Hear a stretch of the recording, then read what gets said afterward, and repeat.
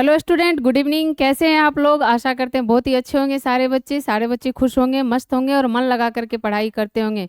तो आज हम डिस्कस करने वाले हैं आपका ये मासिक परीक्षा जो सितंबर में हुआ है, यानी कि आज ही के दिन हुआ है। कहीं कहीं अलग अलग भी होता है, लेकिन यहाँ आज हुआ है। तो आज हम डिस्कस करने वाले हैं मासिक परीक्षा सितंबर 2024 हिंदी आंसर की का। तो आज हम लोग देखेंगे कि मतलब कि अभी तक जो हमने पढ़ा है फाउंडेशन बैच में, जो भी आपको पढ़ाया गया है, चाहे वो ऑब्जेक्टिव हो या फिर सब्जेक्टिव हो, तो आपसे कोई क्वेश्चन छूट रहा है या सारा क्वेश्चन बन पा रहा है, तो ये आभास आज आपको हो जाएगा कि हमने जो पढ़ा है, हमने आज तक जो भी पढ़ा है उसमें से मेरा कोई क्वेश्चन छूट रहा है, चाहे वो ऑब्जेक्टिव हो, सब्जेक्टिव हो या फिर आपका बुक सेक्शन का ऑब्जेक्टिव हो या फिर ग्रामर सेक्शन का हो। तो आज सारा कुछ आपको पता चल पाएगा कि हमने जो पढ़ा है, हमने जो अभी तक पढ़ा है वो हमसे बन पा रहा है सारे क्वेश्चन। तो चलिए हम डिस्कस करते हैं आज के इस क्लास में। तो ये आप देख रहे हैं कि सितंबर 2024 में जो मतलब कि आपका मंथली एग्जाम हुआ है हिंदी का, आज इनका डिस्कस करने वाले हैं। तो चलिए देखते हैं। सबसे पहले हम ऑब्जेक्टिव को देख लेते हैं।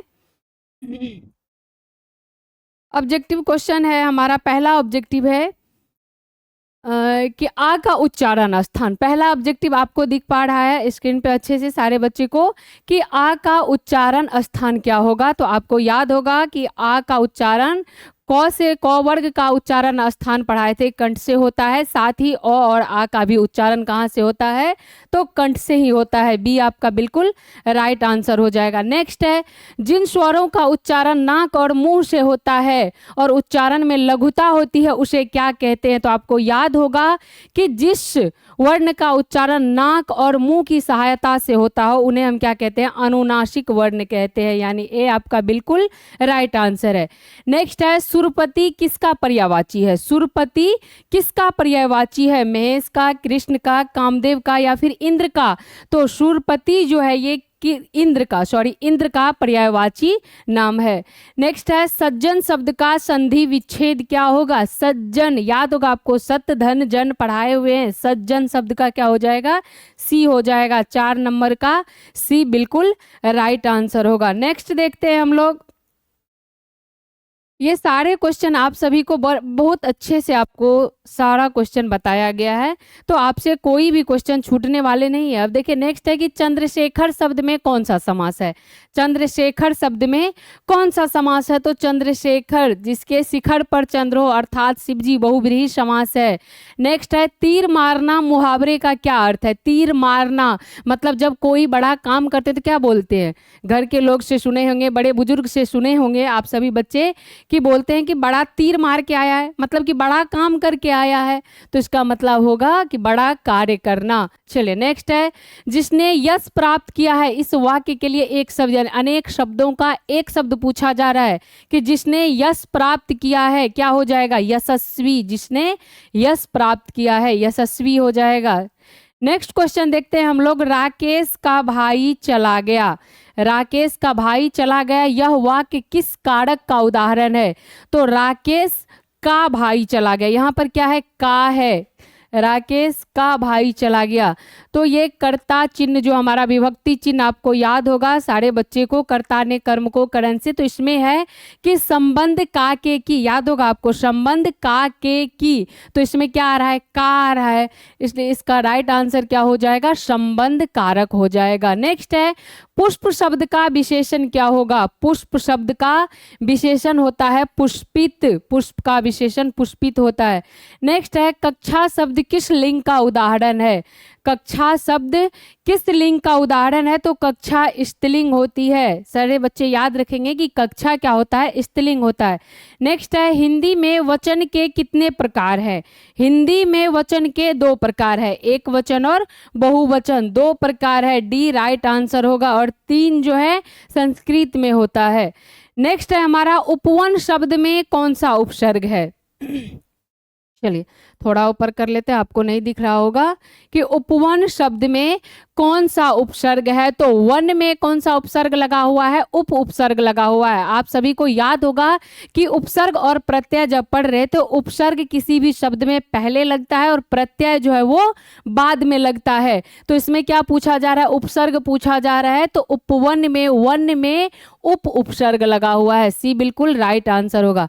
अंकुरित शब्द में प्रत्यय है। अंकुरित लास्ट में क्या आता है हमारा? प्रत्यय कब लगता है? किसी भी शब्द में बाद में लगता है। तो अंकुरित इत प्रत्यय हो जाएगा। सी बिल्कुल राइट आंसर है। ब्राह्मण शब्द का पर्यायवाची शब्द क्या होगा? तो ब्राह्मण का पर्यायवाची होता है विप्र। ए राइट आंसर है। नेक्स्ट है कुरूप शब्द का विलोम शब्द। कुरूप का मतलब क्या होता है? खराब, बेकार। तो इनका जो है विलोम उल्टा क्या हो जाएगा? सुंदर हो जाएगा। कुरूप का विलोम हो जाएगा सुंदर। नेक्स्ट है मधुप मुकर मरंद मुकुलित मैं सजल जलजात रे मन। आपको याद होगा, ये कविता पढ़े थे जयशंकर प्रसाद का तुमुल कोलाहल कल्लह में। ये पंक्ति किसका है? यह पंक्ति किस शीर्षक कविता से लिया गया है? तो यह तुमुल कोलाहल कल्लह से लिया गया है। चलिए नेक्स्ट क्वेश्चन हम लोग देखते हैं। वजीरा सिंह किस कहानी का पात्र है?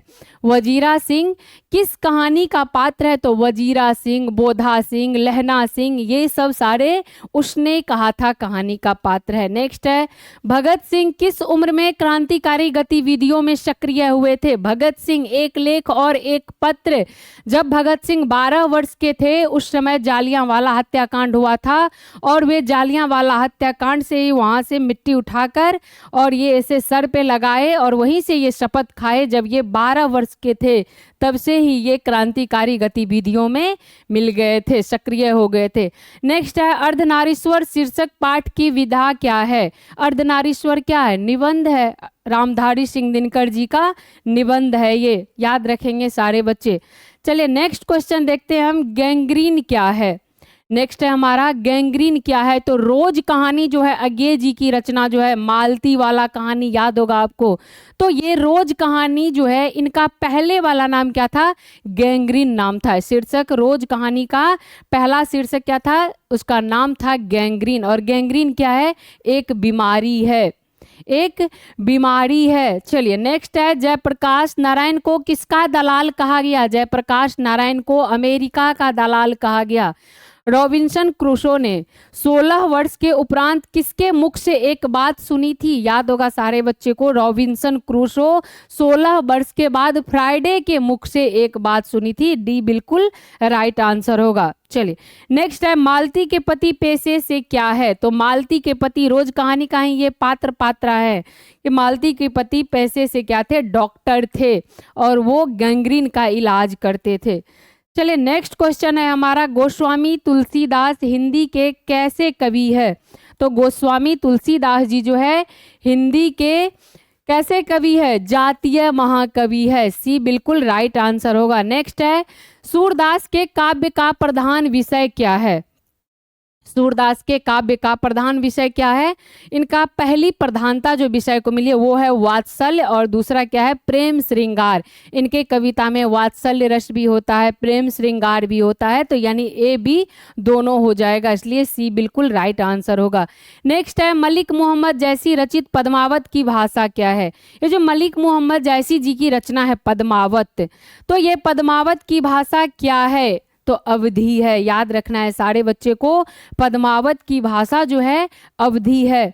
नेक्स्ट है नाभादास किस प्रकार के भक्त कवि थे? नाभादास जी किस प्रकार के भक्त कवि थे? तो नाभादास जी सगुणोपासक राम भक्त कवि थे। याद रखना है सारे बच्चे को।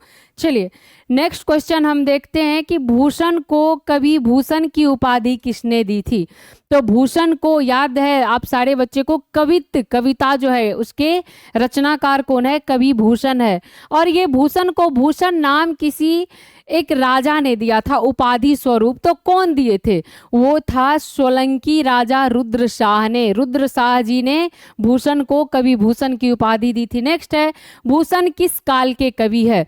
तो आपके दिगंत भाग 2 में जो क्लास 12 के दिगंत भाग 2 है, इनमें एक ही ऐसे कवि है जो रीति काल के कवि है। सिर्फ भूषण रीति काल के कवि है। चलिए आगे है जयशंकर प्रसाद रचित महाकाव्य। जयशंकर प्रसाद की महाकाव्य कौन सा है? कामायनी है महाकाव्य।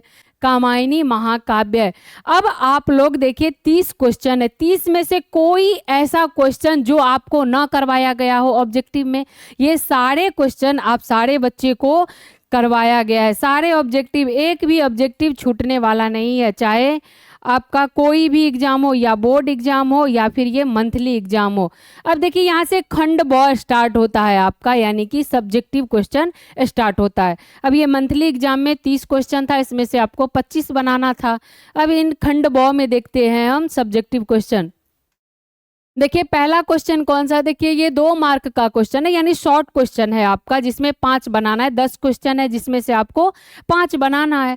तो इनमें कौन कौन सा क्वेश्चन देखिए पूछा गया, जयशंकर प्रसाद का जन्म कब और कहाँ हुआ, तो ये सारे क्वेश्चन पढ़ाया गया है। शिवाजी की तुलना भूषण ने मृगराज से क्यों की, कवि भूषण की, याद होगा सारे बच्चे को। तुमुल कोलाहल कल्लम में शीर्षक पाठ के अनुसार हृदय की बात का क्या अर्थ है, तो ये देखिए जयशंकर प्रसाद, तुमुल कोलाहल कल्ला, ये दोनों एक ही टॉपिक का क्वेश्चन, यानी एक ही चैप्टर से लिया गया है। तुमुल कोलाहल कल्ला में जयशंकर प्रसाद की जो कविता है उन्हीं का है ये। जयशंकर प्रसाद का जन्म कब और कहाँ हुआ, शिवाजी की तुलना भूषण ने मृगराज से क्यों की। अब देखिए तुमुल कोलाहल कल्लम में शीर्षक पाठ के अनुसार हृदय की बात की क्या अर्थ है, ये सारे क्वेश्चन करवाए गए हैं। कबीर कानी राखी नहीं से क्या तात्पर्य है। जो नाभादास जी है 2 कवि के बारे में लिखे हुए, कबीरदास जी और सूरदास जी के बारे में, छप्पा जो है उनमें उसी का ये क्वेश्चन है, कबीर कानी राखी नहीं। अब देखिए ये क्या है, भक्ति कवि तुलसीदास को किस वस्तु की भूख है, तुलसीदास जी का पद लिया गया है, तुलसीदास जी के पद से। भगत सिंह को विद्यार्थियों से क्या अपेक्षा है, देखिए कितना इजी क्वेश्चन पूछा हुआ है कि भगत सिंह को विद्यार्थी से क्या अपेक्षा है। भगत सिंह ने अपनी फांसी के लिए किस समय की इच्छा व्यक्त की है, तो भगत सिंह किस समय अपनी फांसी के लिए बोले थे कि हमें कब फांसी हो जानी चाहिए। लेखक और मालती के संबंध का पाठ के आधार पर परिचय दे। लेखक और मालती यानी अज्ञे जी, रोज कहानी, अज्ञे जी का और रोज कहानी की जो पात्रा है मालती, इन दोनों के बीच में क्या संबंध था, तो उन पाठ परिचय के आधार पर, परिचय पाठ के आधार पर दे। अब देखिए नेक्स्ट क्वेश्चन है इनमें, नेक्स्ट है कि अर्धनारीश्वर शीर्षक निबंध के अनुसार नारी की पराधीनता कब से आरंभ हुई। अर्धनारीश्वर रामधारी सिंह दिनकर जी का जो निबंध है। दोहा छंद को परिभाषित करे। दोहा जो 2 लाइन का होता है, दोहा होता है 6 लाइन का जो होता है, 6 पंक्ति का जो गेय होता है, उन्हें हम छंद कहते हैं, ये भी पढ़ाया गया है। अब देखिए यहाँ पर है कि 1 सप्ताह की छुट्टी के लिए प्रधानाध्यापक के पास एक आवेदन पत्र लिखे। तो आपको एक आवेदन पत्र का स्पेशल क्लास दिया गया जिसमें बताए हुए थे कि ये एक शिकायती पत्र यानी औपचारिक पत्र में आता है, एक और एक पूछा जाता है आपको अनौपचारिक पत्र में।